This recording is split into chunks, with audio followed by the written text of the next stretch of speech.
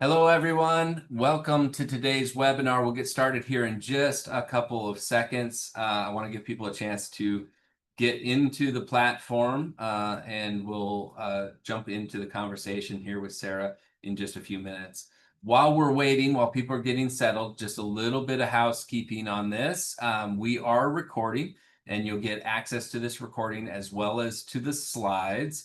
And if you want to connect with Sarah or myself, you can use those QR codes or just find us on LinkedIn. We're not hard to find. If you have additional questions, feel free to reach out to us there. If you have questions as we're going through this, please just put them into the chat or into the Q&A. We're happy to handle any questions on either of those. We want to make sure that this is very useful to each of you. As a backdrop, this is an encore of our presentation that we did at AIM. We've gotten some feedback that it would be nice to be able to share this with team members that weren't there. And so if you were at the AIM Summit, we promise we'll add a couple of things that were different than when we presented it there. But if you weren't at the AIM Summit, we will try to deliver the same value as a part of that as well. As we go through here, I want to start by introducing my colleague, my friend, Sarah Cirelli. She's the Chief Marketing Officer at HBK. It's a top 50 accounting firm headquartered in Ohio. They have 17 locations, and she's kind of just generally a badass. She's a two-time honoree of Accounting Today's top 100 most influential people in the space. She brings over 17 years of experience. She's a former AIM Marketer of the Year, active in a number of the AIM groups, and just honestly one of the best people for me to talk to about strategy and certainly about cross-selling. So Sarah, welcome to today's conversation. You. I'm so happy to be here. That was such a great welcome. Thank you. This is a lot of fun. Yeah, I had such a good time doing this with you and with the attendees at AIM. I never get to do a round two, so this was such a great idea. I'm so happy we can do it. You promised that we would add additional value. I can assure you that none of my jokes have gotten any better, but I did wear the same jacket so you would recognize me. So I did wear the same jacket as AIM. It's perfect. It's perfect, and I think that this group is going to get a lot from this as well. And we would be remiss if we didn't actually give a shout out to Katie, Jennifer, Ryan, Mitch, and Ralph, who actually spent a full hour really going through like what are the barriers, what are the things, because as Sarah and I started talking through this, we certainly from our perspectives had a good sense as to what was happening and what were the barriers, what were the limitations, what were the challenges people had. But we wanted to make sure that we were actually looking the right direction on it. So we pulled together a bunch of people that we view as advisors, and they really helped us formulate this. So thank you to that group. There's a couple things that we're going to cover today. We'll talk about the growth opportunity framework, some of the ideas on things that might work for your firm, and some of the most common barriers to success. But I also wanted to, this is the third of 4 QR codes that I'm going to be showing today. Sarah has rightfully accused me of finding a 5-year-old technology 2 weeks ago and using it. On everything as a part of it. It's my answer to everything. I wasn't that mean about it. I'm happy for you. I'm excited for you. This is good. When you find something good, you got to roll with it. And I can do it myself. I don't actually even have to ask our marketing team. I know how to create most of them, not all of them myself. But if you want this, like I said, we're gonna send out the slides, so you don't really need to do on this particular one. But we're also going to be sending out Sarah's cross-selling guide that she put together. And this is a really in-depth piece of it. Sarah, maybe just talk a little bit about that guide and why you decided to include it with this. Yeah. And I've recently discovered too that the one we sent out for the AIM attendees had like wacky title formatting, but the content is still the same. So maybe I'll just make sure everybody gets the right one. But I mean, when we were preparing for this session, the original session was 45 minutes, which is not enough time. And I mentioned this, but I'll mention it again. It was interesting because Tom Angelo, HBK's CEO, was recently at the BDO Summit in Las Vegas a few weeks ago. Some of you may have attended as well. And one thing he said to me was one thing he noticed was in prior years, we've been talking a lot about mergers, acquisitions, private equity, technology, but this was one of the first years where cross-selling was one of the most common topics that were discussed. So we wanted to make sure that we had as much value and we could give you as much as possible to walk away, real information, real tips, actual examples that could inspire you, and there just would never be enough to share in 45 minutes or even an hour with you today. So we wanted to make sure we put something together with you. And in addition to that really awesome group that Eric just shared that helped us with that focus group, what's interesting about this session is previously when I've been invited to speak at AIM, it was usually in an area where I felt like I've either really mastered a subject or felt super confident or was really figuring something out. I actually didn't feel that way and don't feel that way about cross-selling, which is kind of the exciting part of it. So I really had to be a student for this topic. And in addition to that group that we had the focus group with, I tried to interview as many real accounting firms as possible in varying sizes. I think I spoke to about 20 of them who gave some good tips and really great examples that I'll continue to share throughout this session, but it's also in the guide too. So make sure we send you away with lots of good stuff. Sarah, I didn't actually get a chance to tell you this, but we met with one of our other clients and they had an individual who was brand new to their firm. And that individual's sole focus for the first 3 months was just on cross-selling and on that piece of it. And so I feel like we're evolving, eventually maybe we'll have titles, director of expansion or something along those lines. But I very much see this as something that's really starting to get into the vernacular in a different way. Awesome. So, you and I actually kind of came across this topic and submitted this topic to AIM in part to, touching it briefly on a panel webinar that we did. And, really what we were talking about there is, boy, there's so much opportunity if you can just put some things in place to create some of that opportunity. So talk about a little bit about how your approach to, operationalizing cross-selling evolved while you were at Grassi and then now, the state of cross-selling at HBK. Yeah. So 17 years. This is really all I've ever done, accounting marketing. And over the past several years, I have watched a few, almost every single firm that I've been at up until HBK struggle with the same challenge, and that's how to sell more services to existing clients. Um, Without sounding like a pushy car salesman, or the ongoing challenge of training our people on how to do that. And it is something that has always existed, but it's become more and more critical for firms remaining independent and growing and making sure our clients are best served. So there's some information on the screen, obviously, so I don't need to spend too much time explaining to everybody why this is so important. Obviously, this awesome group knows that, or they wouldn't be here with us today. But there are some stats on the screen right now that are really worth sharing. And so according to the 2024 Accounting Growth Benchmark Report, firms with formalized cross-selling programs grow 34% faster than those without formalized programs, which is a huge number. And the cost of acquiring a new client is 5 to 7 times higher than expanding with services for existing clients. And clients who have multiple services have a 92% retention rate versus just 68 with a single service client. That's 92 versus 68, which is that's a huge differentiation in retention. And I thought this was interesting too, that the average accounting client only uses 30% of the services that they actually need from their accounting firm, which we found out firsthand, which was one of the very first conversations that you and I had when we first launched our survey with ClearlyRated. And it was the first time we've ever done anything like that. And we added that extra question at the end saying, is there anything else that you do want from us or need from us or wish we provided or something you wish the firm offered? And we did not expect the amount of answers that we ended up getting, which was awesome.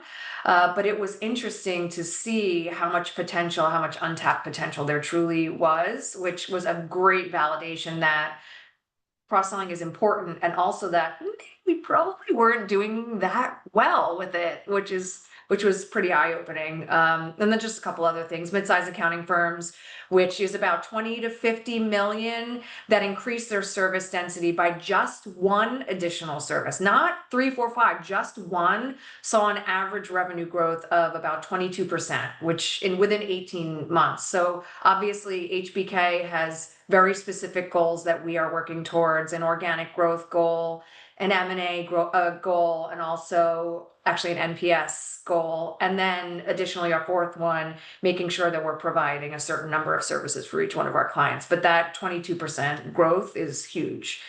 Yeah, And I then, think yeah, go ahead. I was just gonna say, I think that that really underpins the impact that you can have, right? If you're really focused on this, and we'll go into more detail on that as well. Yeah, awesome. So I promise this is the last QR code that I'm gonna ask you to do, but this is the most important one because this is a chance for you all to interact a little bit here in the form of a poll. And we did this in the room, so we'll share a little bit of what we saw in the room as well. But go ahead and take that QR code. And really, the poll that we want you to answer is, which of the following are the barriers to your firm increasing cross-selling success? So is it lack of trustworthy data in your CRM? Is it a lack of buy-in from our firm's leadership? Uh, is it, process to consistently identify opportunities, not enough commitment to follow up, or too many partners lack the sales skills? So we'll give you just 20, 30 seconds here to go ahead and do this. And then we've got a couple more. So keep that, once you get logged in the first time, it makes it easier for these polls to kind of come through on that side. Sarah, what are you seeing in the poll results so far?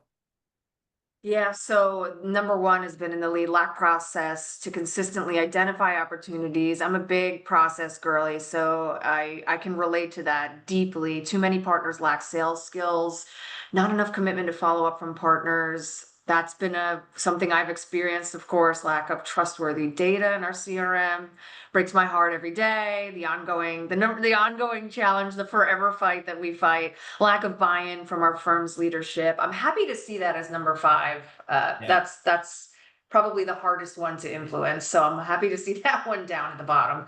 Yeah, what was interesting is when we were in the room at AIM, the trustworthy data was a little bit higher, lacking the trustworthy data. So this group maybe is feeling like their CRM is not holding them back quite as much as the folks in the room that we had on that. But this is very helpful as we kind of go through this. And so for the next piece, I wanted to just share a little bit of data that we have that kind of shows you the opportunity here and what we're finding.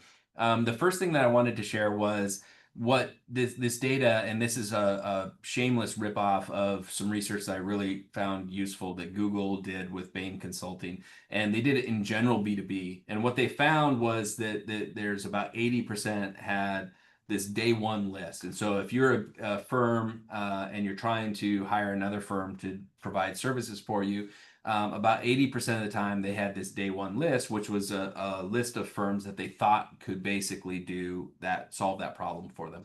So we did this in accounting, and what we found was that in accounting, it's not quite as high, but it's still 63%. So almost 2/3 of the time, buyers of accounting services have a list of accounting firms that they're considering before they ever start searching. It's like, okay, we just got investments, so now we need to do an annual audit. Who do I think is maybe who I'm going to use for that?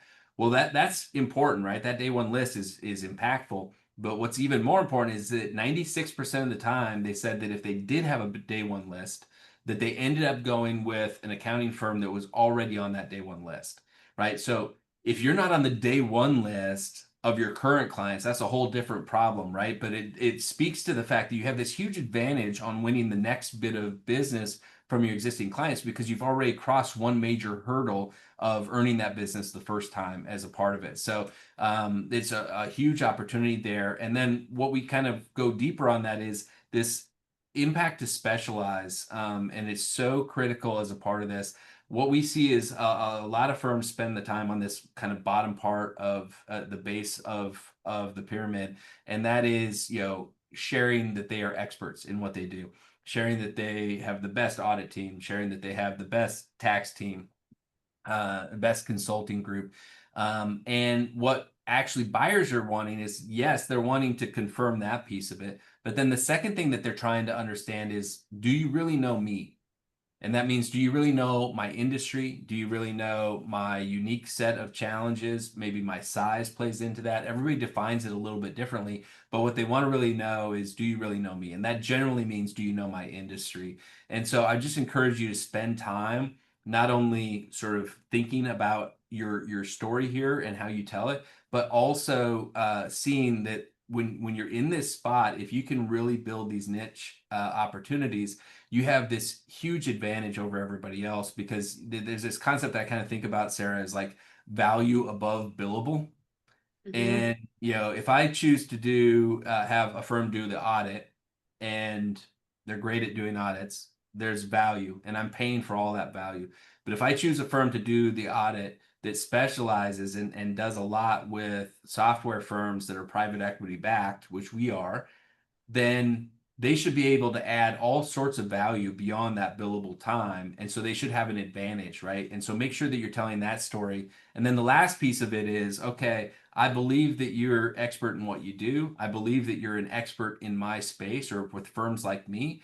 Now, the next thing that I need to understand is, like, can you deliver on what you say you're going to deliver? And in each of these cases, the incumbent firm has a huge advantage, right? You should know more about your client than somebody coming in trying to earn that next piece of business. And so use that to your advantage. And then this really kind of underpins, Sarah, what you were saying. We found almost the exact same thing in a separate study, which was that in our study, 67% of companies spent at least some of their accounting budget with their non-primary firm. So, really kind of speaks to that same piece of it as well.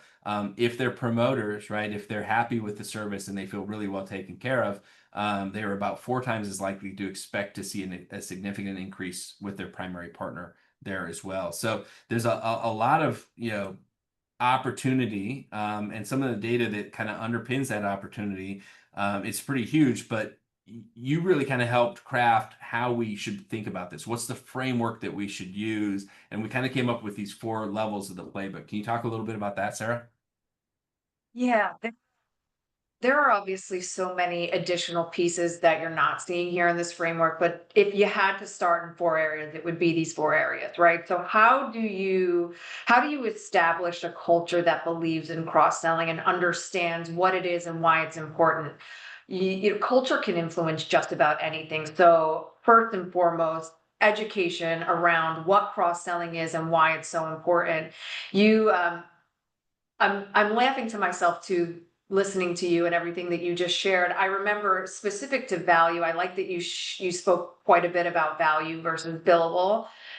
There was actually a rule in our biweekly pipeline meetings where we would discuss opportunities that were lost, and we wanted to create an environment where we could talk about opportunities that were lost and why did we lose and why did we not get the opportunity, and maybe what can we learn from it, et cetera, et cetera. And Lou Grassi, our CEO, had a rule where you could never say it was price, because value is relative and people will pay for what's valuable, and you could never say price. So I thought that that was interesting that you chose to spend time on that.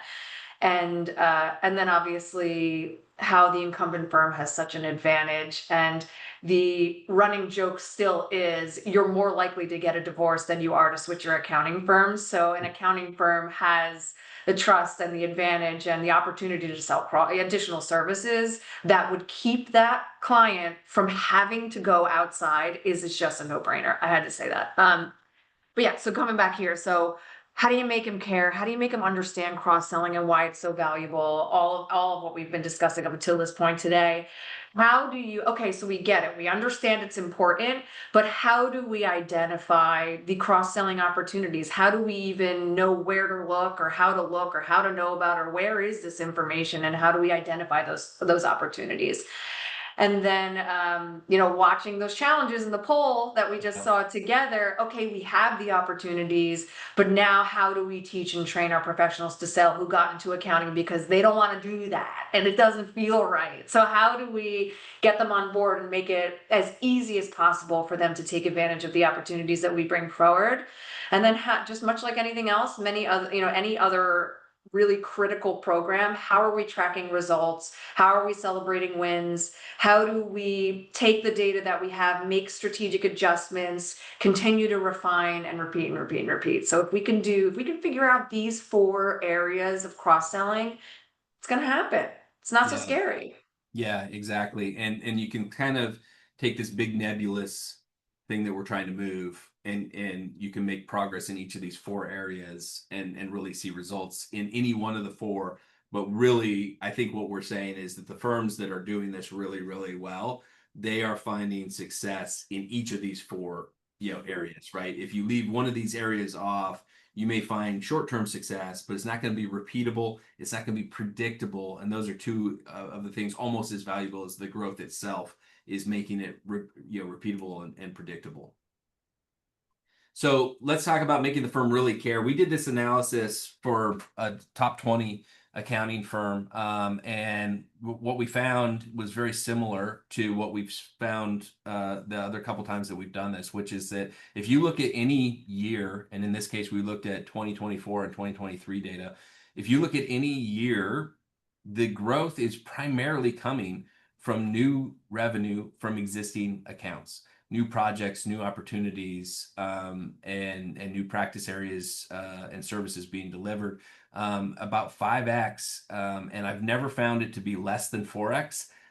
It's almost always between 4x and 6x. The growth comes from existing versus new, and oftentimes it's that same thing, right? Which is that your competitors don't lose firms all at once either, right? They lose the audit work and it goes to you, but maybe they're still keeping their tax work or some of the consulting stuff over there. And now, okay, eventually the tax is coming, but they're still doing some consulting. And then finally the consulting goes too. And so we don't tend to churn people all at once. We tend to churn people based on service lines, which is why it's so important to have multiple service lines and cross-selling across those service lines. And so we put together some items around, really some best practices about making the firms really care about this. So Sarah, talk a little bit about, what stands out to you on kind of what we pulled together here on this slide. Yeah, a lot of these statistics that we shared earlier on in this presentation, those can be enough. Those points can be enough to make a firm really understand that cross-selling is important. But there are certain human tendencies I feel with our people and our partners and our professionals when it comes to selling that sometimes hold them back just from the perception of it all. I feel like selling is an icky word, right? But cross-selling, if you switch the perspective and switch the mindset to think more of it as just like exceptional client service. I mean, that's really what it is. It is just being more proactive with more solutions, offering more value to your clients that you already have, is often another way of looking at it. And I hate for this to be a primary reason to do anything, but it is important to say this is easier. This is just an easier way to grow a firm and to contribute to the actual revenue growth of a practice. So it's interesting because I was having a conversation with a dinner group at AIM, and we were talking about something in particular. There's a very specific type of professional or partner or principal who is able to go out into the wild and generate business and bring in new logos and brand new clients to the firm. There are plenty of people who love to do that, are awesome. And I know historically at my firms that I've been at, we've kind of over celebrated that guy and then ignored those clients who were, I'm sorry, our professionals who were really good at client service and preferred to do that. And now that person, that professional has an opportunity to generate just as much new business for the firm as the one who likes to go out into the wild. Because if you have your head down, you have these awesome relationships with your clients, you're providing exceptional client service.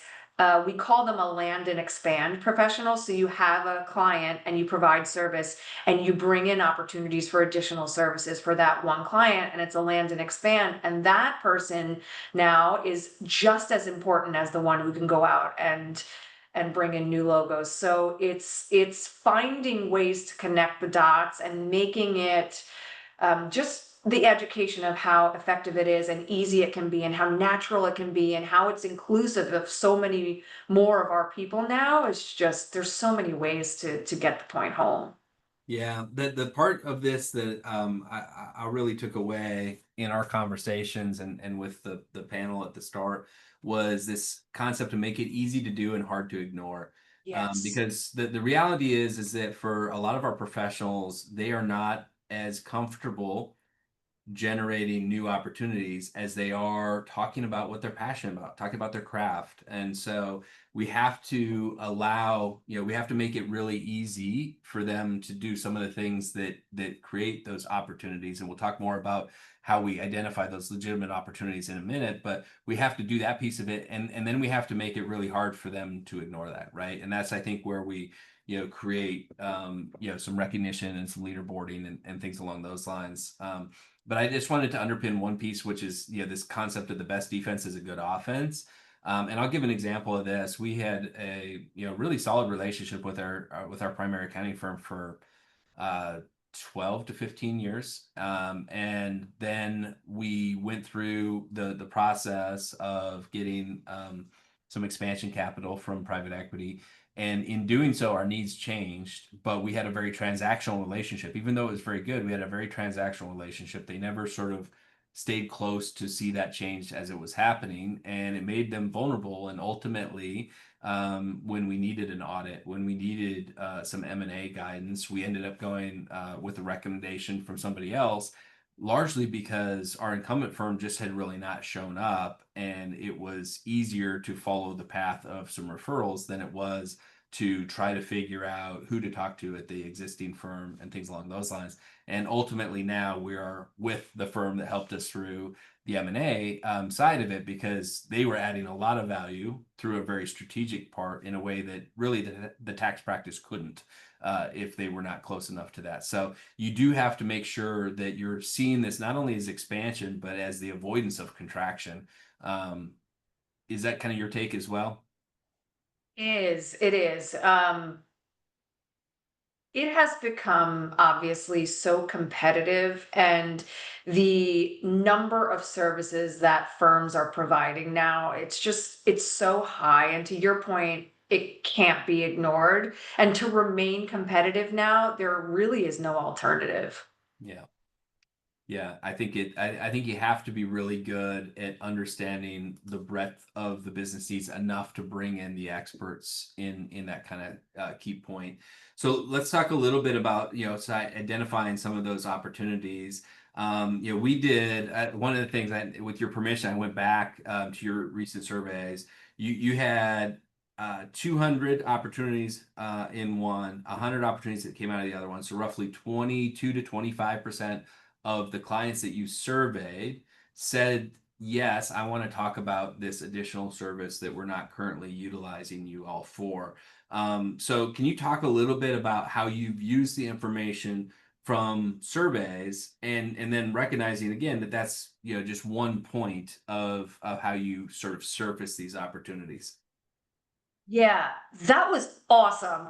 Yeah. That was so cool when we did that, and we were not anticipating that. But then now having gone through it 4 or 5 years, I can now see common themes and things that we can learn, and how certain types of businesses often need certain types of services, and we can connect the dots a little bit more strategically than we have previously. But I was flipping through the cross-selling guide again this morning preparing for this, and I was remembering how there are so many common natural adjacencies with specific types of businesses and specific types of services. And there are really scientific ways of mapping some of these things together. Like, I'll give you some examples, like tax compliance, tax planning, wealth management. Those are three that often have natural adjacencies. Audit, internal controls review, risk advisory. Three, again, natural adjacencies. Bookkeeping, CFO advisory, business intelligence. Three, another three. Business valuation, succession planning, M&A advisory, another three. So there are really interesting ways of learning the natural adjacencies that actually exist at a very foundational level of the services that we provide. And then there are a lot of really fun ways to identify opportunities. Obviously, ClearlyRated in our client survey was just one thing that we have done historically and one thing that we continue to do and something that anybody on this call can certainly do. And that couldn't have been a more basic approach. We just asked. So Yeah. sometimes we overcomplicate things, and with the results through our client surveys, we've often found that the number one thing they're asking us to be is proactive. And the Yes. thing is, they don't know. They don't know. They don't know what they don't know. They don't know what they need. If they knew what they needed, they wouldn't need us. All right. So it's sometimes we overcomplicate it and we just need to ask. But this was one of the really fun parts about interviewing firms across the country and asking them what they do to identify cross-selling opportunities. So I'll share one of my favorite parts of the AIM sessions is actually hearing what real firms are doing. And sometimes you hear an idea and it inspires you to take it or adapt it or do something else. So I'll just run through quickly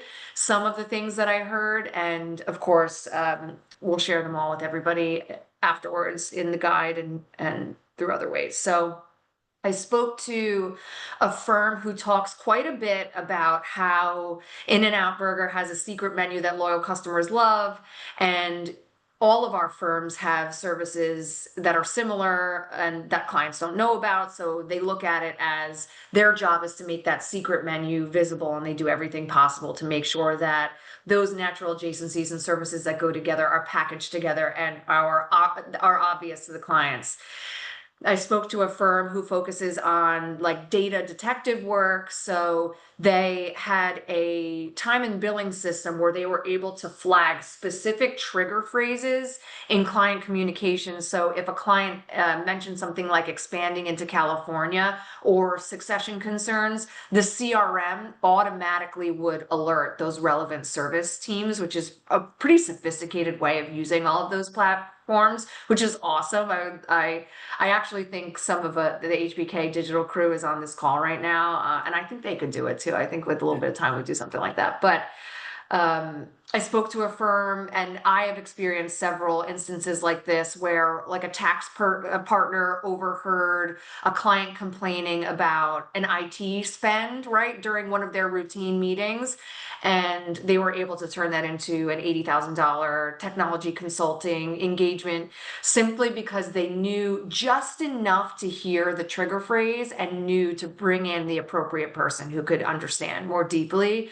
And they were listening. They weren't just talking, which is what we love to do, which is what I love to do. But that person, knew exactly what to listen for. And I know HBK has a pretty significant wealth management brand under the HBK umbrella. So I know many firms across the country also have wealth management. So I spoke to one who had something that they called a life events calendar. So they created this calendar for wealth management prospects. So when a client mentioned something about a wedding or college planning or a retirement, they knew to bring in certain types of wealth management solutions that they might have not otherwise done that.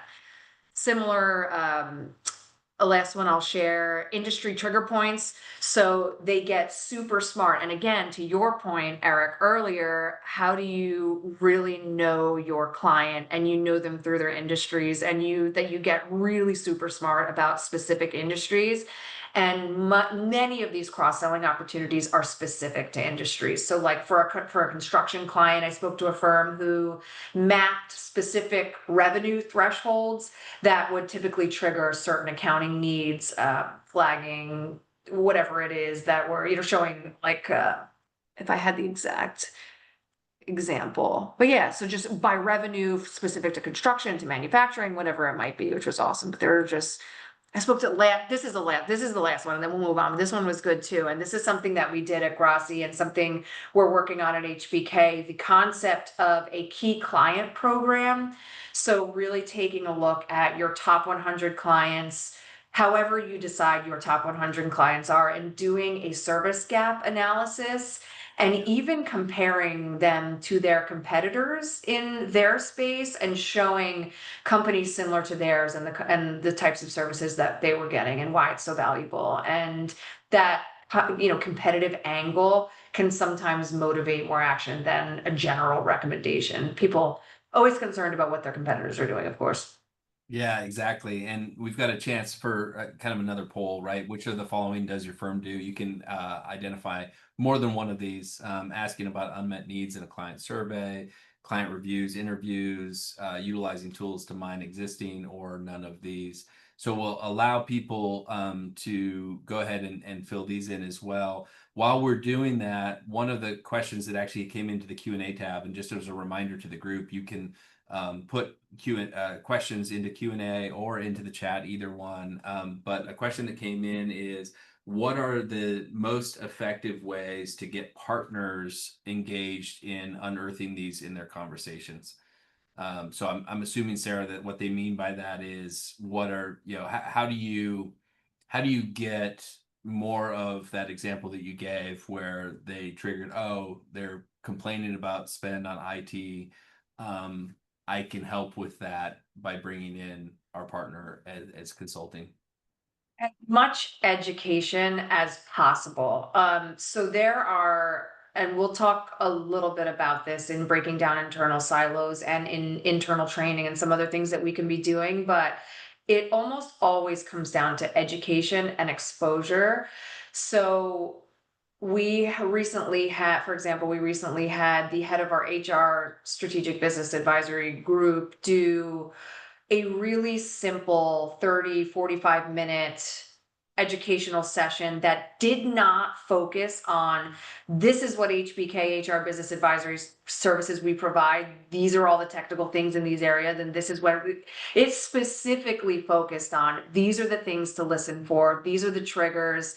And it's, again, shifting that mindset. They don't need to know how to do it, they just need to know that we do it and when we do it and how to listen for it. But I think education and exposure, those two things are the key. Yeah. Yeah, I'll add two things to that, which is that I think it's really effective. What I've seen be really effective is when you have actual principals or partners at the firm that are sharing kind of that story. So in that scenario, Yeah. having the person that originated and the person that sort of followed up kind of tell their version of that story and like how this came, and kind of shining the light on both of them as heroes, right? The originator as well as the record. Yes.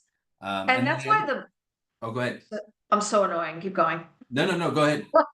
Yeah, and that's why I also love consistent pipeline meetings, Yes. and not pipeline meetings that are, this is the percentage we won, this is the percentage of this. It's more a discussion about celebrating wins. What did you win? How did you win it? Celebrating losses where you learned something and you keep somebody else from making the same mistake. And I love these pipeline meetings when they are a spirited discussion based around things exactly like that, because you're seeing it in action, you're learning, you're connecting the way it works, you're learning how to do it yourself, you're learning the questions to ask. And Yes. I love those types of, so that's the thing. It's like cross-selling can be applied to so many of the things that we're already doing. You don't even need to create all of these brand new things. You just incorporate some of these core cross-selling competencies into so many of the things that we're already doing. Yeah, and I think there's a mindset piece, and I know we'll talk more about this in the next section on the training. And I do want to go, like, right now, the majority of people are not doing any of these, or a good chunk of people are not doing any of these. And so there's just a huge low-hanging fruit option, right? Because then we'll talk about how do you make sure that people take action on them.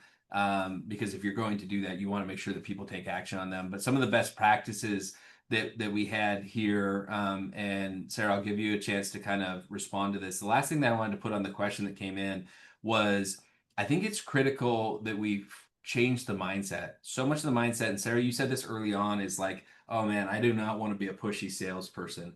But that same person, in my experience, generally loves being helpful and an expert. And if you can set this mode and kind of say, look, by getting to know what their business is going through, or what they're going through in depth, you can be way more helpful. And that's the thing that really gets your dopamine going, is being helpful. And that very same thing that adds more value above billable for them gets your dopamine going. also is actually what the firm needs, because when you do that, you're going to identify opportunities that a peer can come in, an expert can come in and add value to, right? And that's, if we just think about it in that mode, come in to educate, to add value, to explore, to learn. And when you do that, the opportunities will be there. And then you just need to follow up on the opportunities. You're not selling the opportunity. It's not like you're going to, convince somebody that they should do an audit if they're not at that point, right? But if they are at the point where they should be doing an audit, then you're adding value by helping them explore that and do that in a meaningful way.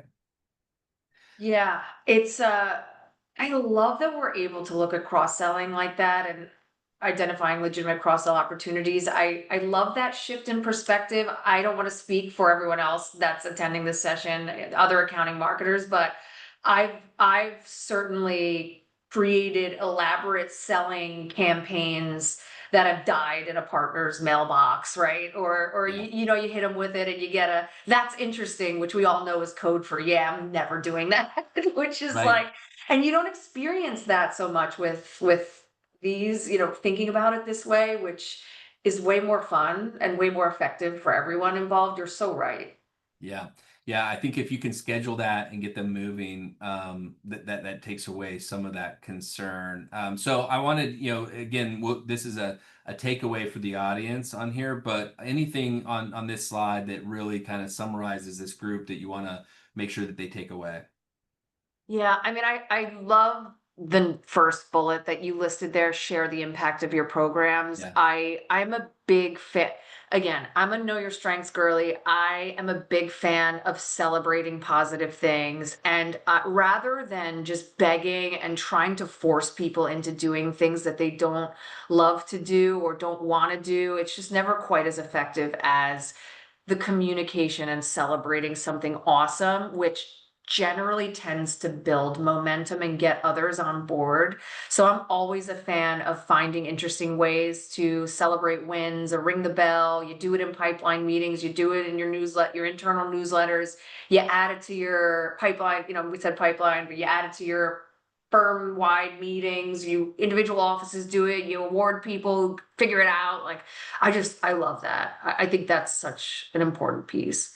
Yeah, and I think the other piece that I would kind of highlight there is that, especially recognizing that there's a good chunk of marketers that are on the call today, the reality is that there's a lot of your marketing budget that is really well spent and also not very close to the immediate dollar, right? A website refresh is critical. We all know as marketers how important that can be for the brand, and yet it may not be an immediate ROI that you can really attribute to that. This is, right? You're going to create opportunities. And so if you can show how you've created growth opportunities and actual growth for the firm here, it puts you in a much better spot for some of the things that maybe aren't as directly related to an immediate opportunity for the firm. So make sure, again, that you're sharing this, that you're tracking this, and that you are getting credit. There's a lot of, it's always battles on attribution between marketing and business development and things along those lines. This is very clear. If you're sourcing this, it's hard to say that you're not. So get credit for that. So let's talk about teaching and training the professionals. This was, if you remember back to the poll, right, this came up as often as not finding enough opportunities. So we talked about the challenge of getting people to follow through on this, but there's also a challenge of asking them to do something that they're really just not comfortable doing. And so talk a little bit about some of the lessons that you've learned in terms of helping your, whether it's your BD staff or your partners or both, helping them really be effective when there are opportunities in following up with those. Yeah, and it's interesting because this topic has naturally emerged through everything else that we've been talking about today. I believe that this is one of the most critical pieces of this. So there's kind of two halves, right? You identify the opportunities and you can be the best at identifying the opportunities, but if it dies there, it's the whole thing falls apart. So this is such a critical piece. How do you break down those internal silos and teach your people to understand what it is that they need to do next? So We, much like many firms, have industry solutions groups, our verticals and our advisory groups, our horizontal lines, and we are spending so much time weaving those in and out of each other. And again, there's a lot of education involved. We try and give our advisory leaders as much airtime with our professionals and our industry groups as possible. It's that as much as you can educate and celebrate and bring exposure to the way that this works is really the what you can do. It's just you should be focusing on it. So I, again, speaking to some of the firms that I interviewed to prepare for this, I'll share some things that I thought were kind of cool that real firms are doing. I spoke to one that does a dating game approach, which every so often they conduct like a speed dating lunch where they have specialists from different service lines come in and do 10 minutes to explain what client problems they solve. So again, not what service they provide Yeah. with bullet points of what they do. No, they specifically focus on what problems they solve. So, and you can see the wheels turning, right? Okay, these are the problems that they solve. So when my client that I already have is experiencing this problem, I know exactly who to bring in. It's like The Bachelor, but with less drama and more billable hours. Yeah. So, and I think we have this on the next slide too, or maybe somewhere down the line. Now, maybe I don't remember where it is, but so firms obviously sharing success cases. So they create internal case studies, much like we would with normal case studies of successful cross sells, highlighting in monthly marketing reports, highlighting in all hands meetings, sharing actual revenue numbers. And I mean, nothing, again, like I mentioned before, nothing motivates quite like seeing other people do it. And oftentimes groups that you are not really in competition with, but like, let's be honest, a little bit, you always want to beat out, construction always wants to beat out manufacturing, and manufacturing wants to beat out healthcare. It's just the way humans are, which is kind of funny. But um, I spoke to a firm that embedded service descriptions and ideal client profiles directly in their time and billing entry system. So when like staff were entering hours, they saw a rotating "Did you know" banner message about other service lines. So again, you already have a time and billing system. This firm thought that that would be a really good moment to teach and to train their professionals and to just another way to incorporate these little learning moments into things that they're already doing, which I thought was great. I spoke to firms who have made like little service line trading cards, which I thought was cool. So they created these digital cards and actual handheld cards with specialists and their expertise photos and trigger things to listen for. And I will mention too that in the guide that we put together for the attendees, I made sure at the end to include triggers to listen for in some of the most common industries that we all play in.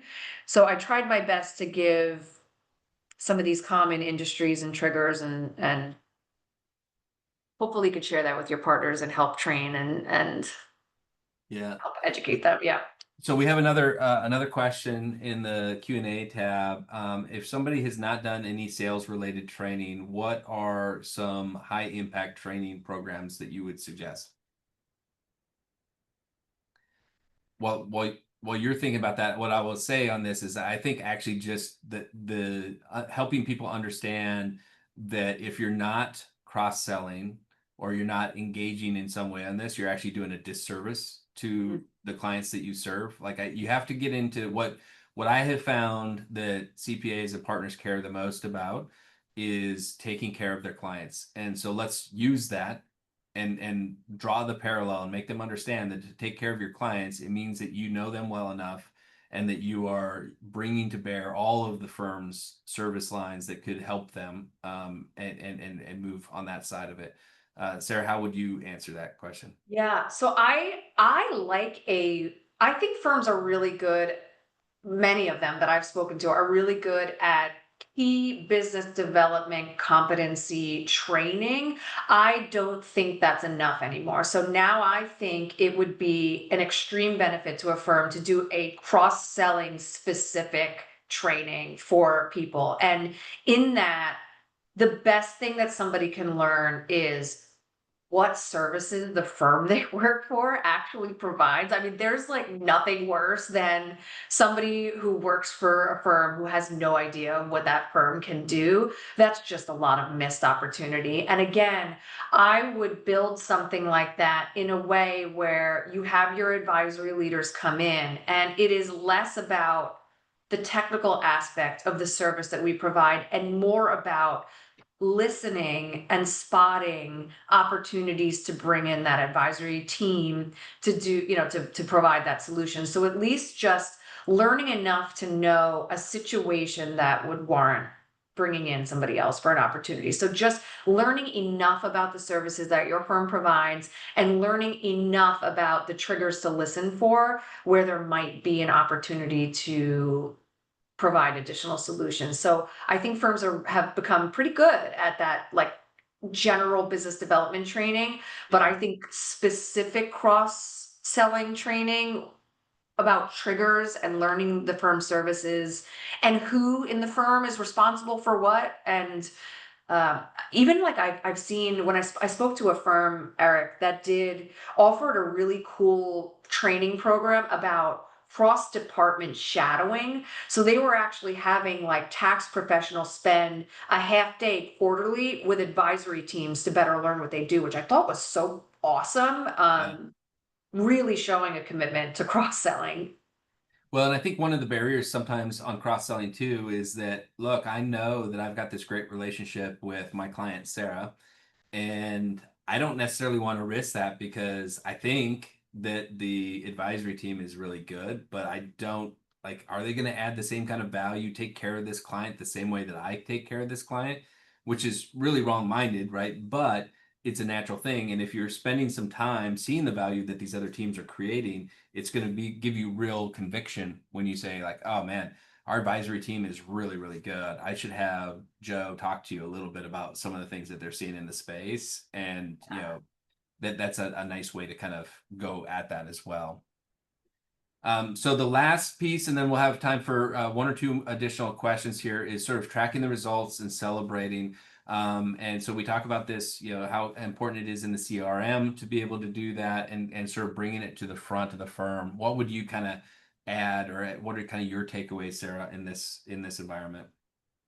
Well, I just now realized it's how close we are, 8 minutes to the end of this session. So when we were preparing for 45 minutes isn't enough. An hour is not enough. How long is enough? Yeah, Like we could the talk about day, this the day forever. session. Yeah, exactly. Especially for you and I.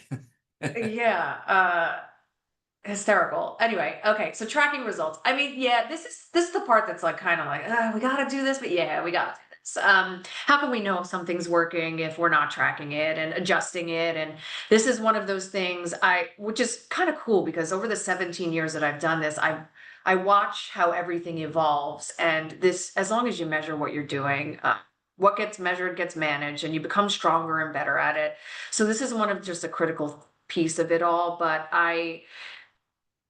we do a monthly marketing report where we measure certain things like revenue and percentages and leads attributed to certain programs that we do. And it's been interesting to watch what we track over time, how that has changed. So instead of just tracking like a revenue growth, percentage wise, now we measure things like service density, so the average number of client services per client. And there was a statistic moving this from 1.7 services to 2.3 services per client creates more impact than adding dozens of new clients. So again, kind of going back to making things easier and more efficient and accelerated. And I think I asked this to you too in our first session about how you saw through ClearlyRated and client retention and NPS scores, how that varies by the number of services a client receives. I mean, what have you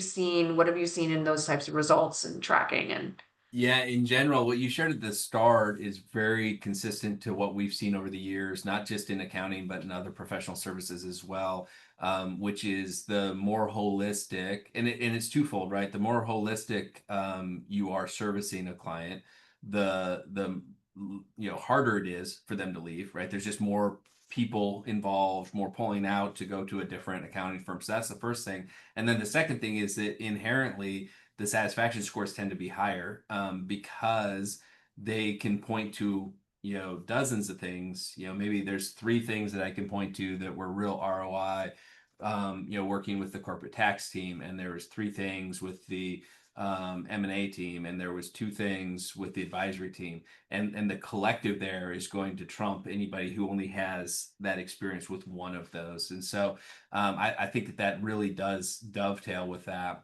And the other thing that I would kind of point out on this that I think is so critical, Sarah, is you talked about how we're all naturally a little competitive, and presumably we have to fight a little bit of the stigma of, like, if I'm spending time creating something for our IT team, that's time that I could be billing on my own, maybe, or I could be finding my own opportunities. So why am I going to do that? And I have seen firms that will actually show, on the financials, they will show sort of attribution as well. So they'll show revenue, maybe revenue growth, and then new revenue contributed in terms of getting credit for the opportunities that they sourced for other practice groups. And so that's something, a way to think about that as well.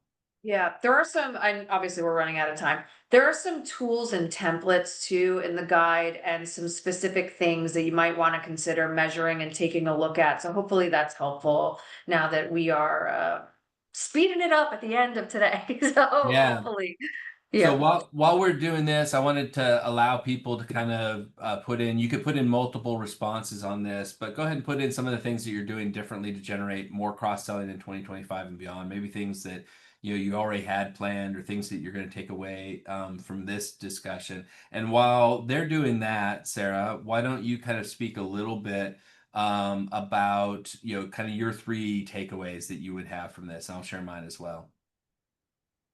Hmm. Why don't you start? Let me think. Let me noodle on that for a second. Yeah, so for me, the biggest thing is, that I keep coming back to, is in the roles that we're in, we can nudge, we can't completely control. And so what that means to me is that we have to create opportunities and then remove the barriers to following up on those opportunities. And I just would encourage this group to really engage. You always have a couple partners that are more willing to engage on things than Yes. others, and utilize them, understand what they think the barriers are. And then once you take that, take it to the next level that's maybe more likely to put up red flags and excuses and reasons why they can't do something, and test those, right? And maybe even bring in some of the other partners side by side, to be able to do that. So that's one aspect of it. And then the second aspect of it is that we have to level set this. And Sarah, you said this from the start. Right now, our heroes are the ones that bring in a new logo. And probably at least as important are the ones who generate a new opportunity for a teammate, or who are able to grow revenue within an account, that makes their clients less susceptible to churn, and also creates that growth for the company. So you got to find a way to level that and then really celebrate it as well. So that would be kind of my takeaways on this. What would you add to that, Sarah? You mentioned one of my favorite points too, which is focus on the ones who start with the ones who get it and the ones who are bought in. And oftentimes, that one person, partner, professional, whoever it is influential enough to create additional momentum. Starting small on something, just getting Yeah. started is so much more effective than trying to do this big, huge, totally massive program. Just start small, and you eventually win big, and just focus on the people who are willing to work with you. And you'd be surprised how quickly the fire will catch on, which is the most fun.